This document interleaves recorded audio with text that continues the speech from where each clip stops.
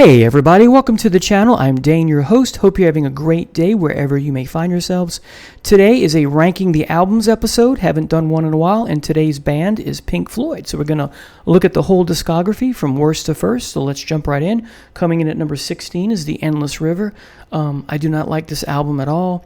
I was disappointed when it first came out. I listened to a second and third time. My disappointment didn't change. I thought maybe if I gave it a few listens, something would resonate, but it's just so drab and boring, and the title is fitting in an, I don't know if it's even ironic, it's fitting in the way the title is. It's endlessly boring. It's a river that goes nowhere. I just don't like it. I think it's a money grab, and in addition to being disappointed by what the album contains musically, I was disappointed that Gilmour thought that he could call this a Pink Floyd album. So I'll leave it at that. So Endless River comes in last at number 16. Number 15 is A Momentary Lapse of Reason, and like The Endless River and two others, so there are four total Pink Floyd albums that I do not consider Pink Floyd albums at all. I'm sure you can guess what those are. So The Endless River, 16. Number 15, A Momentary Lapse of Reason. I never took much to this album at all when it first came out, and back in those MTV days. I like David Gilmour's voice. I always have. I love that soft-spoken. But one of the things I really liked about Pink Floyd was when you got a Pink Floyd album, you know you were going to get a taste of both vocal styles. And if you get... And it's the same problem with Roger Waters' solo albums. As much as I like some of them, it's too much of Waters vocally. If you had, both, then it just works better when you have both. Like the song "Dogs" is so perfect in so many ways because the first 2/3 of the lyrics are sung by Gilmour, and then the last third is by Waters, and that's what makes it so interesting and captivating and enchanting and poetic in so many ways. But anyway, so A Momentary Lapse of Reason, I don't ever have to listen. I don't ever want to listen to this again. I know some people are going to be upset by that, but it's just the way that I feel. It doesn't resonate with me. It never really has. So it comes in at number 15. Again, in my estimation, not a true Pink Floyd album. Coming in at number 14, no surprise, The Division Bell. Now, The Division Bell is leaps and bounds better than The Endless River, and is a leap and bound better than A Momentary Lapse of Reason, but I still find myself not ever wanting to listen to it again. I remember when it first came out, I played it all the time because I worked at Sam Goody, a record store here on the outskirts of New Orleans, in a suburb that I live in called Metairie now. And so I had to play. It was part of my routine to put it on in the morning or the afternoon. People come in and they would buy it. And while there are parts of it that I like, especially the guitar, I listen to it now and it just doesn't do anything for me. It didn't do much for me to begin with. There were just, like I said, there were pieces where I was like, oh, that's kind of cool. Like the guitar playing, as I mentioned. And like I said, with the other album, Momentary Lapse of Reason, there's that Waters quality missing. And in addition to that, The Division Bell is essentially Gilmour's critical attack on Waters because of the feud that he and Waters have had since, the late 80s or going even before that. And it's a shame. I don't side with either one of them. As I said in a previous video, I blame both of them for continuing this feud. And if you have the video for Roger Waters' The Wall, the CD's really great. I have the movie too. I'll say this: Waters in the documentary / concert says that he apologized, and he says that he was wrong for not wanting to give over the name of the band to Gilmour, and yet we still have the feud. So anyway, going on to this day with Gilmour not letting Waters put certain parts of the liner notes in the reissue of Dogs that was remixed and all that. So so the final cut is in many ways like what one of my teachers told me when I asked him if he liked Dante's Inferno. He goes, no, it's just a poet being bitter towards society because things never went his way. And I thought, well, that's kind of what Gilmour's doing here, I think. And the song that I think epitomizes that the most on the Division Bell is What Do You Want From Me? So anyway, and there are others, of course, the title track, that kind of thing. So coming in at number 13 is, no surprise, The Final Cut. So this is a Pink Floyd album that comes out after The Wall, and 4 or 5 of the songs were originally intended for a release to be called A Few More Bricks, an homage to The Wall, but that never panned out, so they end up on this concept album. And while I like The Final Cut, I'm not crazy about it. I don't love it, but I do like parts of it, maybe a half of it, maybe 2/3. The songs that I like the most are When the Tigers Broke Free, One of the Few, The Hero's Return, Not Now John, and Your Possible Pasts. With the exception of Not Now John, the 4 that I just mentioned, I have in a playlist. I made a playlist a long time ago of what I consider to be my version of The Wall, which includes When the Tigers Broke Free, One of the Few, and The Hero's Return at the very beginning, and then The Wall. And then I include the live segues that you don't get on The Wall to make it longer. And then I have Dogs and Have a Cigar and another track from I Wish You Were Here, because they fit into, at least in my estimation, there are connections where that are made in The Wall. So these songs fit in. Like, for example, The Band Is Just Fantastic. That's really what I think. Oh, by the way, which one's Pink? That fits so well into The Wall. So I included it in my version of The Wall. So I do that for kicks, and just it's kind of fun to do that. So if we go back to the album, The Final Cut, so like the 3 albums where there's no Roger Waters and it's all David Gilmour driven, and I argue that, as many people have, that these are Pink Floyd albums in name only. They're really Gilmour solo albums to an extent. The Final Cut is the same, except it's not a Gilmour solo album. It's a Roger Waters solo album with the band playing on the album as if they were guests. That's how I approach the album. So for me, it's not just so I'm not being biased here. I'm throwing Gilmour and Waters under the bus and arguing that these are Pink Floyd albums in name only. It's because you're not going to sell as much product if you do it as a solo. It's just unfortunately the way it works. So again, it's a money grab, and there are moments of The Final Cut that are just captivating and gut-wrenching and emotive. Waters dealing with the same theme of losing his dad and the absent father. So again, I like it much more than The Division Bell, A Momentary Lapse of Reason, and definitely The Endless River, but it's not a Pink Floyd album in my estimation. But I'm including everything in today's discussion just to go over all the 16 releases that they have, just to show you my opinion, where I'm coming from. And again, I'd love to hear what your thoughts are. I know some people can get ugly about and all bent out of shape because you don't like a certain Pink Floyd album. I've seen it. This is a really hot topic I've seen on YouTube. So, it's just the way I feel. So it's not meant to be personal. Coming in at number 12, so Final Cut was 13. Coming at number 12 is the Obscured by Clouds soundtrack, also known as La Valley. And this is my least favorite of the Pink Floyd soundtracks. And so I meant to show the Final Cut. There's that. There's the back. Here's Obscured by Clouds, or La Valley. I wish I had the sticker of where it says also known as La Valley or something like that on here. Anyway, so you get the title track. When You're In, Burning Bridges, The Gold, it's in the What's the Deal is number 5. Mudmen, 7 is Childhood's End, which is my favorite track on the album. Free 4, then Stay, then Absolutely Curtains. There you go, music from La Valley. Oops, sorry, blurry. Yeah, this doesn't show up well because of the color doesn't mix well with the camera. So anyway, this looks just fine. So I like this album quite a bit. I don't love it, but I like it more than the final cut. There have been previous times where I'd flip-flop the two, but I like Obscured by Clouds a smidge better.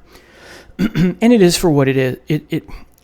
I'm sorry, what I meant to say was people want to... a lot of people poop on it because, it's not the Pink Floyd sound that we know and love. Well, of course not. It's a soundtrack, and of course it's like Queen with their soundtracks for the most part, that kind of thing, and it's to be expected. And I didn't really know this until recently, that Obscured by Clouds, that the band was working on this at the same time that they were working on Dark Side of the Moon, and of course they weren't going to give their Dark Side of the Moon tracks because they knew they were sitting on gold with that. They weren't going to give those songs for this. Anyway, coming in, so that was 12, Obscured by Clouds. Coming in at number 11, I don't have a prop for this, is the soundtrack from Zabriskie Point, that movie. Now, that's not a total Pink Floyd album.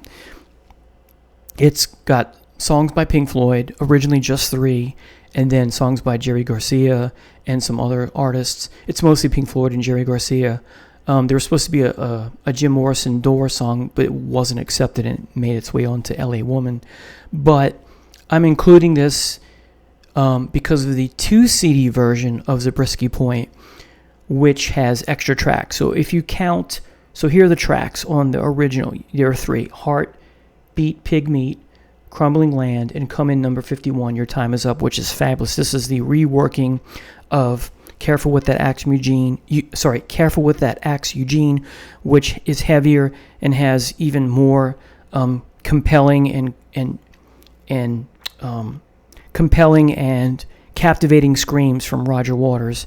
You could almost, for me, it makes me think of when Pink breaks down and goes crazy with and tears up the hotel room and the wall.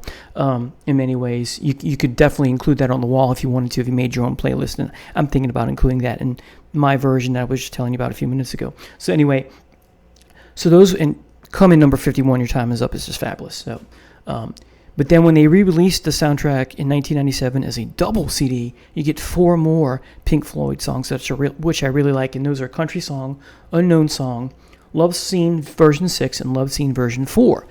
And if you total up all 7 songs, you get 35 minutes and 42 seconds, so almost an LP. So I'm going to count it. So I'm cheating a little bit, but Zabriskie Point, the soundtrack, just counting the Pink Floyd songs, comes in at number 11, above Obscured by Clouds. Coming in at number 10, the final soundtrack is soundtrack from the movie More. And this is my favorite, as I said. Cirrus Minor, the Nile song, that's a popular one. Crying Song, Up the Khyber, Green is the Color. Number 6, Cybele. This is a track they played often live back in the day, around the time this came out. Party Sequence, I could do without. Main Theme is nice. Ibiza Bar, More Blues, Quicksilver, A Spanish Piece, and then Dramatic Theme. This is the 2011 release Digipack. This originally came out July 69. The UK release original. So this is, I really like this a lot. I'll say, I don't want to say I love it, but I'm this close to loving it, if that makes sense. All right, so the More soundtrack. Number 9 is the debut. And songs I like on here are Astronomy Domine, Lucifer Sam, Flaming, Pow R, Talk H, Take Up Thy Stethoscope and Walk. My favorite track is Interstellar Overdrive, and I like The Scarecrow. I could do without Bike, Chapter 24, and Matilda Mother. Those 3 songs I'm not a big fan of. Anyway, this is also the 2011 release. I just got this not too long ago because I cracked my previous version of this. So coming in at number 9, Piper at the Gates of Dawn. Of course, Syd Barrett, right? And really cool and strong debut. It's not perfect, but I really like it.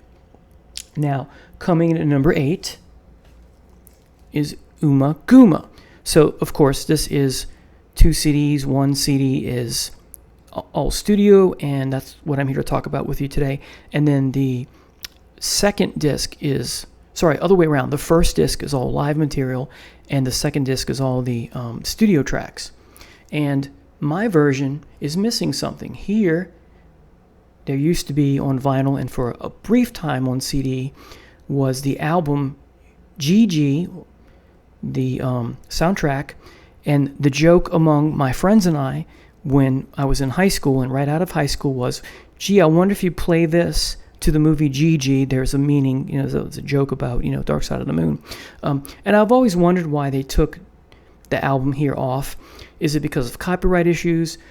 This has been re-released and re-released so many times, sometimes with the GG album cover standing here and sometimes not. And I just love the artwork with, one member sitting inside the doorway, and then they change inside and all the way up through here. And what's great about this album is some of the cool photos. Here's David. I used to date a girl from England, and she was. And this is years ago. There's Waters and Mason. And here's a creepy photo of Richard. He looks really upset or mad, or I don't know. And but I like Richard. He's missed, of course. And if you look at the back of the album, it's a shame that it's not here. But the back of the vinyl would have a photograph of all their gear laid out on the highway. I'm not sure where. Oh, so anyway, I used to date a girl who was from Manchester very briefly years and years ago. And she went to college where I went. And she had the biggest crush on David Gilmour. And she would always say, oh, he's so pretty. So anyway, so what I like about this album, and I love the live album even though it's only 4 tracks. You get a great live album. I'm sorry, you get a great. Let's talk about the live album first. You get a great version of Astronomy Domine. Careful with that axe, Eugene. Set the controls for the heart of the sun is fabulous, and a Saucerful of Secrets. Now, this too is what I really like to see from bands from time to time. Yes, did it sort of with Fragile, and I'm trying to. There are other bands that do this where what I'm talking about is. Everyone gets to, Deep Purple's Gemini Suite, where everyone gets to showcase their talents and the focus is on them in a particular song, even though the other band members may play on, sometimes not. So Richard writes four-part suite called Sisyphus or Sisyphus, the Greek tragic figure, part 1, 2, 3, and 4. I just love that. All of it. Roger Waters' song here is Grantchester Meadows, and then several species of small furry animals gathered together in a cave and grooving with a pict. I remember first reading that and then listening to it in high school and going, this would be a great Monty Python skit. That's the feel that it has. And it's a quirky song, but I like it. Then you get the 3-part suite from David Gilmour, The Narrow Way, part 1, 2, and 3. And then my least favorite, but I still like, is Nick Mason's 3-part suite, The Grand Vizier's Garden Party, Entrance, Entertainment, and Exit. So this is number 8 for me, Ummagumma. I really like this. I know some people, it's hit or miss, or they just don't like it. But there are many people who praise this as I do. So interesting, back to the back of the album, as I was talking about, if you have it on vinyl or some versions of CD, you have the band laying out all their gear in the middle of the road, and they're standing in front of it. You got the big gongs laid out and everything, and that inspired someone to steal all their gear, and the place that they stole it was here in New Orleans. One night, and you can see photos of it online, one night Pink Floyd played at the Warehouse, which was literally a building that was a warehouse. We have something down here called the Warehouse District. It's now been gentrified, and it's no longer, warehouses and that sort of thing, restaurants and that kind of thing, and shopping places. But seeing that, they're like, wow, I want to get all that. So they stole all their everything. They stole everything. They wiped them out clean. And so the band had to rebuy everything or new gear, right? So it's kind of sad. So anyway, I really like this album. I know some people don't like it, but I like it quite a bit. I love this album is what I'm trying to say. All right, so let me put this back in here. Coming in at number 7 is Dark Side of the Moo. I stole that from someone who made that their title of their Pink Floyd Atom Heart Mother is the name of the album, but I stole that from someone who did a review of this on Amazon like 10 or more years ago. So Dark Side of the Moo, aka Atom Heart Mother. And I remember trying to get a friend of mine interested in this, and he said, no, it's too bloated. Well, people who say that don't like prog rock or psychedelic/prog rock or psychedelic rock that's turning into prog. So anyway, I really like this. And all of side 1 on vinyl is the title track, then side 2 is If, Summer 68, Fat Old Son, which I'm very fond of, and then of course Alan's Psychedelic Breakfast. I don't know if that's an homage to Alan Parsons or not, but it's quirky. It's got Alan, the character in the song, making breakfast, and you actually hear eggs frying, and he's getting up and utensils and sort of thing. And this was around the time they wanted to do an album called Household Objects, where all the instruments were from household objects, and you get a taste of that on here, but it never really went anywhere. So anyway, coming in at number 6, Saucerful of Secrets, and Let There Be More Light. I think it's an underrated song. Remember a Day, Set the Controls for the Heart of the Sun. I've mentioned this before, and that title comes from a Michael Moorcock book, where the main one of the characters is a fire clown, which is an entity that's a divinity, and so the spaceship's going to crash, and there's no way of getting out its gravitational pull, and one of the characters says, go ahead and set the controls for the Heart of the Sun. There's nothing they can do about it. So something like that. So, and then you get Corporal Clag, which is my least favorite song on here. It's okay. The title track's fabulous. Seesaw is great. Jug Band Blues is decent. I'll leave it at that. But this is a really good album, hence being number 6 out of 16. Coming in at number 5 is Meddle. And I love One of These Days, perhaps maybe one of their heavier songs. I love A Pillow of Winds. I love Fearless.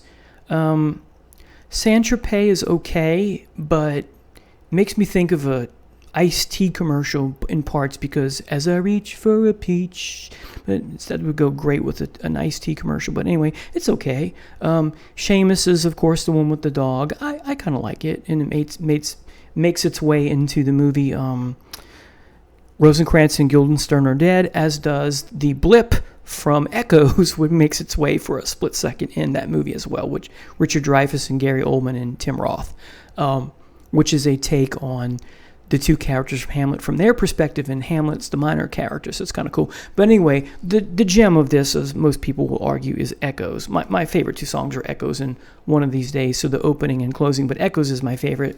And I've heard people say that Richard Wright sings the vocals on Echoes. If that's the case, he sounds just like David Gilmour. I thought he sang backup vocals. Let's take a look here. I love this photograph.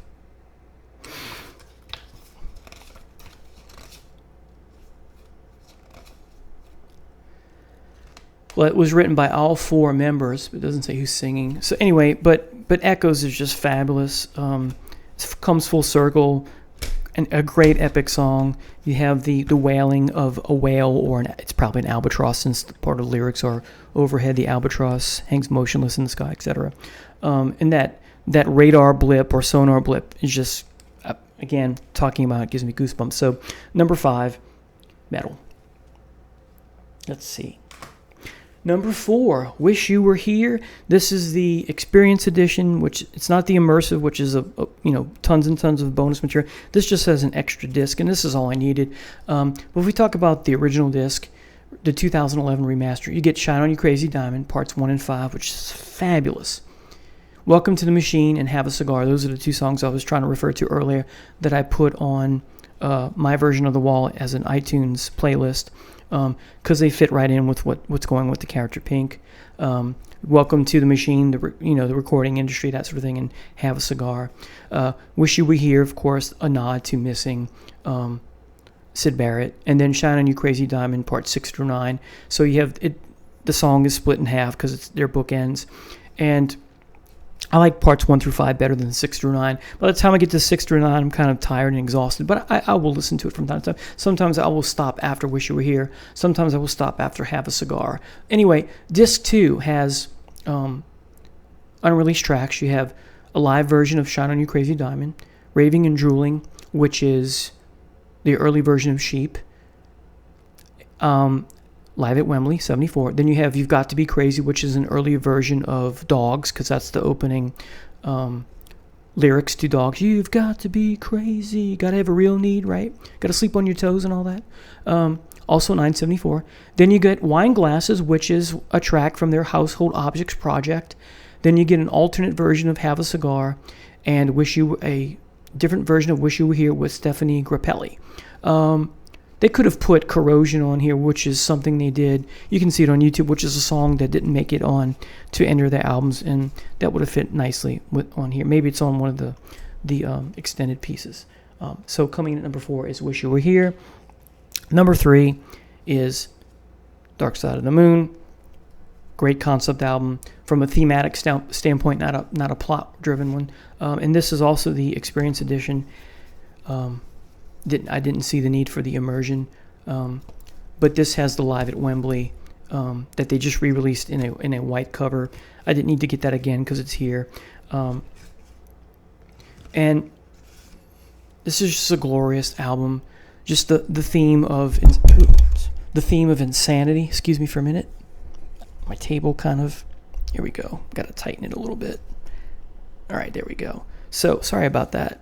So. Back to the album.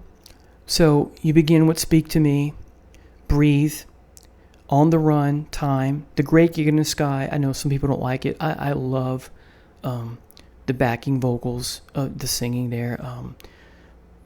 I can't remember her name. She's just got a fabulous voice. Money is overrated, and it's it served its time. I don't need to listen to that song again anymore. I'm sorry, I don't need to listen to that song much anymore or again, really, if I'm being honest. But I have to listen to it when I play this back from start to finish. I mean, because it's part of the story or the theme or whatever you want to call it. It's part of the concept, rather, right? But I won't listen to it by itself. Us and Them is just amazing. Any Color You Like, Brain Damage, and Eclipse. The first 4 songs are probably the most overplayed on the radio, and then Money is part of that. So 1, 2, 3. So Speak to Me, Breathe in the Air, On the Run, Time, and Money are the most played songs on the radio. Don't listen to the radio much anymore. And therefore, I guess by default, for me, or maybe not, just because I like them more. They resonate more. The songs I listen to the most are, if I'm not playing it from start to finish, is The Great Gig in the Sky, Us and Them, Any Color You Like, Brain Damage, and Eclipse. Those are the ones that grab me the most. So this is just so powerful. Fabulous album. And of course, the album cover, very iconic. Number 2 is The Wall. One of the best concept albums of all time. And of course, the disc fell out. But what I was going to say, and I'll say it now, is The Wall, like the final cut, I take that back. The Wall almost, or what could have been a Roger Waters solo album. But as many of you know, if not most of you, the story goes that the other 3 members of the band were having some, especially Wright, were having some serious writer's block, and so Waters offered them what he had already for The Wall and Hitchhiker's Guide to the Galaxy, the pros and cons of hitchhiking, and of course they made the right decision and went with The Wall. There's maybe half of pros and cons that I like, but anyway, so interesting artwork. The rest is just lyrics in that interesting font. But I'm a little tired of Comfortably Numb, but this solo is just so powerful. I love this. What can I say more about it? And then finally, so Wall was number 2. Coming in at number 1 is Animals. I remember hearing this for the first time right after I graduated from high school, and a friend of mine, we were leaving campus to go have lunch or something, and he had like a 69 or 70 Mustang Fastback, the old type of Fastback, and he played this for me on the way there, and then we listened to it on the way back, and then took a drive to finish it up, and I was just like blown away. And this before I heard this, because I didn't hear this before The Wall, I didn't hear Pink Floyd's catalog chronologically, like most people, or some people rather. I heard this after The Wall, and I was like, no, this is my favorite. It still is today. I don't care for the remix. I find it a little that it just came out recently. I find the remix a bit sterile, but that's just my opinion. So there you have it, everybody. My favorite Pink Floyd album of all time. Just wanted to show you now a couple things that I have in my Pink Floyd collection that I really like, that I didn't list. One is just 2 songs. This is Pink Floyd London, 66 to 67, from the soundtrack Let's All Make Love in London, Interstellar Overdrive, the full-length version, and Nick's Boogie. So if you can still get this is worth having. I bought this used. This was from a box set from years ago. It's called the Pink Floyd Early Singles. Most of this you can get on their first 2 albums or relics. And then a bootleg that a friend got for me for my birthday years and years ago. This is called Pink Floyd Curse of the Pig. It's a live album, recorded live on June 27, 1977, Boston Garden, Boston, Massachusetts. Disc 1 is Sheep, Pigs on the Wing Part 1, Dogs, Pigs on the Wing Part 2, Pigs, 3 different ones, and then Disc 2 is Shine on You Crazy Diamond, Parts 1 through 5, Welcome to the Machine, Have a Cigar, Wish You Were Here, Shine on You Crazy Diamond, Money, and Us and Them. Production's not great, but it's not awful either. So if you can find this, you should check it out. So there you have it, everybody. Thank you so much for watching. Don't forget to click the notification button, and please click the like and subscribe button to keep this young channel growing. Thank you so much. Everybody take care. Have a blessed day. Bye now.